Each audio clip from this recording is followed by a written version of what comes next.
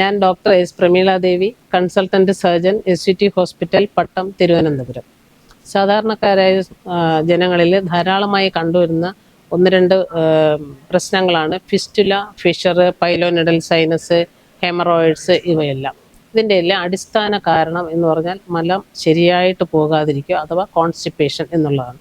Constipation എന്ന് പറഞ്ഞാൽ കൃത്യമായിട്ട് മോഷൻ പോകാതിരിക്കുക, ബുദ്ധിമുട്ടിയും സ്ട്രെയിൻ ചെയ്തും മാത്രം മോഷൻ പോവുക, ഇൻകംപ്ലീറ്റ് ആയിട്ട് അതായത് കംപ്ലീറ്റ് പോകാതെ മലം ബാക്കി മലാശയത്തിൽ കെട്ടി നിൽക്കുക.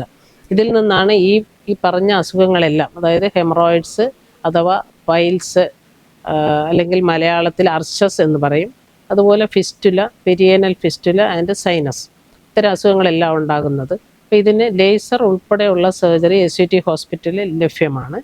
അതിന് നമ്മൾ പ്രധാനമായിട്ട് ശ്രദ്ധിക്കേണ്ടത് കൃത്യമായിട്ട് മലം പോകുന്ന രീതിയിൽ നമ്മുടെ ഭക്ഷണം അഡ്ജസ്റ്റ് ചെയ്യുകയും ഇത്തരം അസുഖങ്ങൾ ഉള്ളവർ കോൺസ്റ്റിപ്പേഷനെ ഒരു പരിധിവരെ നിയന്ത്രിച്ച് അതിനാവശ്യമായ ചികിത്സയും മറ്റ് ഓയിൻമെൻറ്റും എല്ലാം പുരട്ടിയ ശേഷം ഇതിനെ ഒരു ഓപ്പറേഷനിലേക്ക് എത്തിപ്പെടാതിരിക്കാൻ പ്രത്യേകം ശ്രദ്ധിക്കുക.